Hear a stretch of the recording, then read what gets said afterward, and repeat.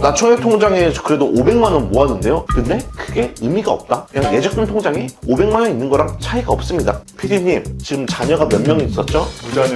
무자녀고 혼인 기간이 얼마나 됐죠? 1년 좀 넘었죠. 죄송합니다. 당첨될 가능성이 낮습니다.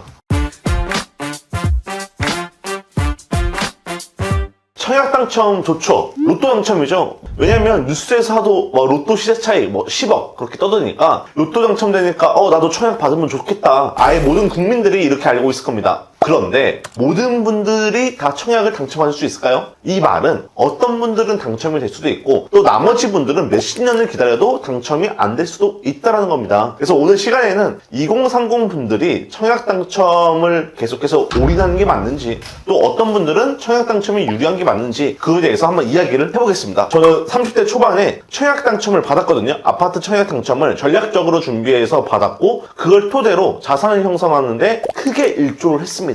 한 가지만 좀 팁을 말씀드리면 아파트라는 게 있죠. 그러면 거기를 통해서 저희들이 주택담보대출을 받을 수도 있고요. 또는 내가 사업을 하는 사람이다 라고 하면 주택담보대출 비율 이외에 추가적으로 아파트 KB 시세의 70에서 80% 정도까지는 또 대출을 받을 수가 있습니다. 그래서 저 같은 경우는 이걸 되게 전략적으로 잘 활용을 했습니다. 그렇기 때문에 오늘 이 영상을 보시는 분들이라면 특히 2030 분들 청약 기다리는 게 맞는지 아니면 그냥 접고 다른 게 하는 게 맞는지 궁금하시죠? 그에 대한 궁금증을 좀 풀어드리겠습니다. 왜냐면 청약을 기다리는 거에 대한 함정이 있어요. 어떤 함정이냐? 바로 첫 번째가 뭐냐면 제가 주위를 좀 보면 청약만 기다리는 분들 특징이 있는데 돈을 오지게 못 모은다. 갑자기 계세요? 결국 돈을 모으는 것도 거의 심리 싸움이거든요. 이분들의 심리를 보면 한 달에 청약 통장 한 20만 원 납입을 하고 생활비 쓰고 한 조금 남아있으면 그래도 나 되게 열심히 하는 것 같다 라는 느낌이 들죠. 그런가요? 그쵸. 이 20만 원이라는 청약 통장이 언젠간 나한테 되게 좋은 집을 가져다 줄 것 같죠. 쌓이다 보면은 되지 않을까요? 청약 통장이라는 거는 단순하게 아파트 당첨이 될 수 있는 기준입니다. 그냥 기준. 예를 들어 청약 통장에 1000만 원이 있다고 1000만 원 가지고 난 아파트를 가져오는 게 아니에요. 아파트 분양가가 10억이라면 청약 통장에 1000만 원이 있으면요 10억 대 1000만 원 나머지 잔금 있죠. 그건 다 내야 되는 겁니다. 그렇기 때문에 돈을 오지게 못 모읍니다. 왜냐? 난 열심히 살고 있다라는 그런 마음가짐이 있거든요.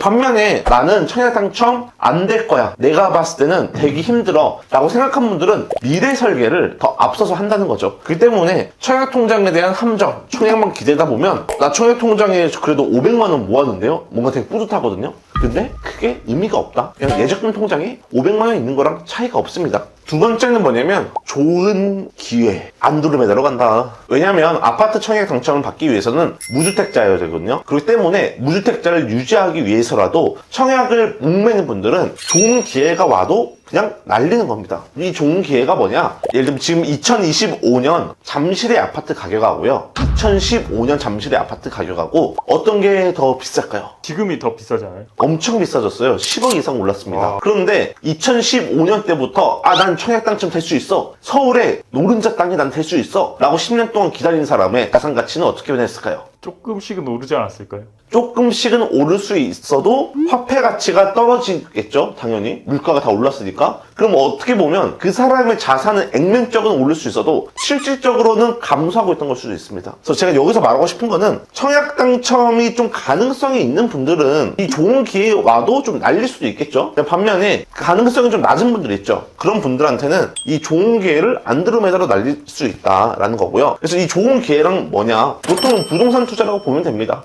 주식 투자 같은 거는 무주택자든 유주택자든 상관없죠. 그래서 부동산 투자로도 좀 자산을 불릴 수 있는 방법들이 있는데 청약만 기다리겠다라고 하신 분들은 그냥 이것도 없어지는 거죠. 그래서 이런 두 가지 요소가 있다라는 거는 명심을 하시는 게 좋습니다. 그러면 누군가는 청약을 기다리면 좋고 또 누군가는 청약을 기다리면 안 되는 사람들이 있거든요. 그분들의 특징에 대해서 세 가지를 한번 말씀드리겠습니다. 첫 번째로 뭐냐면 서울에서 거주하는 사람들. 이 사람은 청약 기다려도 될까요? 안 될까요? 서울 거주하면 오히려 자리가 더 없지 않아요? 맞아요. 그래서 나는 서울에서 지금도 거주하고 있고요. 앞으로도 서울 이외로 난 나갈 생각이 없습니다. 하시는 분들 있죠? 그분들이라면 냉정히 말해서 당첨될 가능성이 되게 낮다. 왜 낮을까요? 너무 경쟁자 많을 것 같은데요. 경쟁자도 엄청 많고요. 수요도 엄청 많고 공급도 굉장히 적어요. 그러면 저는 집을 아예 못 사는 건가요? 그래서 청약만 바라보면 안 된다는 거죠. 그럼 반면에 서울 외 경기도다 또는 지방이다 이런 분들이 있죠. 이런 분들은 저는 청약을 기다릴 만한 가치가 있을 수도 있다. 물론 경기도도 인기 엄청 많은 분당 그런 데 있죠. 거기는 신규 공급 물량도 거의 없거든요. 그런 데는 똑같이 서울처럼 힘들어지겠죠. 근데 여기서 말하는 일반적인 경기도나 지방 같은 경우에는 당첨 확률이 좀 올라갈 수 있다라는 겁니다. 나는 서울만 고집하겠다 하는 분들은 사실상 청약 당첨되기가 굉장히 어렵다 라고 볼 수가 있습니다. 근데 그러면은 어디가 공급이 많은지 그런 거를 어떻게 알고 있어요? 아주 좋은 질문입니다. 제 두 번째 바로 이어질 내용과 똑같은데요. 자기가 거주하는 지역의 공급 물량을 봐야 됩니다. 어떤 공급 물량이냐면 아파트에 대한 공급 물량을 잘 보셔야 돼요. 예를 들어 피님이 지금 서울에 사는데 몰라 그냥 나 서울에서 기다릴래 라고 했는데 1년에 아파트 서울 공급 물량이 예를 들면 10이라고 쳐요. 근데 경기도는 1000이에요. 그럼 당연히 어디가 유리했어요? 무조건 경기도가 유리하죠. 그래서 이런 것들을 보기 위해서 아파트 공급 물량을 보는 게 좋다라는 거고요. 그래서 좀 인지도가 좀 낮은 지역들 또는 앞으로 떠오를 만한 도시들 있잖아요. 그런 곳에 먼저 이사를 가서 좀 전략적으로 기다리는 것도 방법입니다. 저 같은 경우에도 하남에서 이제 분양을 받은 거거든요. 근데 그때 당시만 해도 하남에 지하철 자체도 아예 없었고요. 또 하남을 널리 알린 데 기여한 하남 스타필드도 없었습니다. 그래서 예전에 하남이라고 하면 거기 미사리 카페 있고 그런데 거기 무슨 서울 강동구 지나서 나오는 무슨 논밭 있고 그런데 라는 인식이 강했거든요. 근데 지금은 하남이라고 하면 거기 살기 좋은데 거기 서울하고 가까운데 라는 인식이 있죠. 지금은 하남에 대한 인지도가 되게 높아졌거든요. 그래서 하남에서 새롭게 분양을 한다고 하면 경쟁률이 저 때보다 훨씬 높아질 수밖에 없습니다. 그래서 교산 신도시라고 3개 신도시가 있거든요. 그거 같은 경우에도 하남이에요. 하남에서 분양을 한다고 하니까 서울에 있던 분들이 하남으로 전입한 케이스가 많습니다. 그걸 노리기 위해서라도. 그래서 공급 물량은 굉장히 중요합니다. 그래서 이 공급 물량은 아까 PD님이 물어봤죠. 어떻게 확인하면 좋은지 저한테 물어봤는데 1차적으로는 아파트 실거래가라는 어플이 있습니다. 일명 아시라고 부르거든요. 그 지역별로 공급 물량이 다 나와요. 미래에 대한 공급 물량이. 그래서 그걸로 보는 방법이 있고요. 두 번째로는요. 국토부 정책을 보셔야죠. 예를 들어 3기 신도시 쭈루룩 있잖아요. 교산 신도시, 남양주, 왕숙 그런 것도 쭈루룩이 있는데 여기가 공급이 예정으로 언제 되는지 그게 뉴스 기사라든가 아니면 국토부 보도자료에 나오거든요. 그런 것들을 보면서 더 자세히 캐치하는 방법도 있을 겁니다. 그 마지막이 진짜 현실적인 거예요. 제가 앞에서 말한 거 서울 거주자는 힘들 거다. 또 공급 물량 적은 데는 힘들 거다라고 했는데 이건 되게 포괄적인 이야기거든요. 근데 세 번째는 본인에 대한 거다. PD님 지금 자녀가 몇 명 있었죠?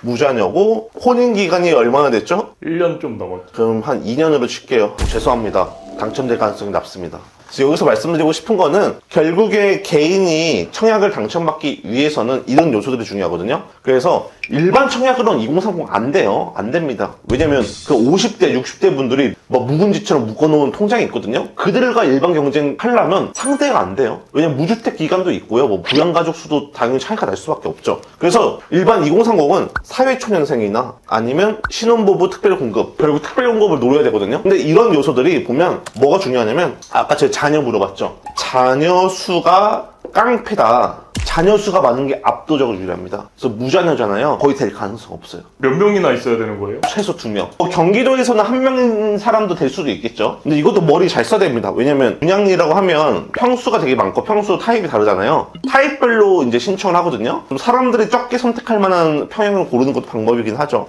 그래서 자녀 수 말씀드렸죠. 그리고 혼인기간, 그리고 무주택기간 이런 것들이 중요한 요소거든요. 이걸로 점수화시켜서 당첨시키는 겁니다. 그래서 만약에 나는 딩크족이다 또는 비혼주의다 그런 분들 있죠. 그런 분들은 현실적으로 청약이 당첨될 가능성이 거의 없다라고 보시면 됩니다. 그래서 청약 당첨될 가능성 없는 분들 제가 오늘 정리해드렸죠. 서울에 거주하고 있고 또 자녀나 그런 분도 없고 그리고 또 내가 사는 지역에 공급 물량이 적다더라 앞으로도 적을 것 같다 라는 분들이 있죠. 그런 분들이라면 청약을 계속 기다리는 거는 오히려 내 자산 가치를 떨어뜨리고 또는 좋은 기회를 날릴 수 있습니다. 그래서 이런 것들을 좀 명심하셨으면 좋을 것 같습니다. 만약에 더 자세한 내용이 궁금하다면 네이버에 청약홈 있죠. 청약홈을 검색해 보세요. 그리고 거기 들어가시면 민간 분양, 공급 분양 다 최근 공고가 나와 있거든요. 그 공고문이 몇십 페이지 되는데 그걸 한번 읽어보시면 아, 청약하는데 돈이 얼마나 필요하고 또 계약금, 중도금 비중이 어떻게 되고 또 계약금은 얼마 만에 마련해야 되고 또는 여기는 당첨되려면 어떤 것들로 점수를 매기고 있는 건지 그런 것들을 얻을 수가 있습니다. 그래서 꼭 그런 것들에 관심 있는 분들은 한 번쯤은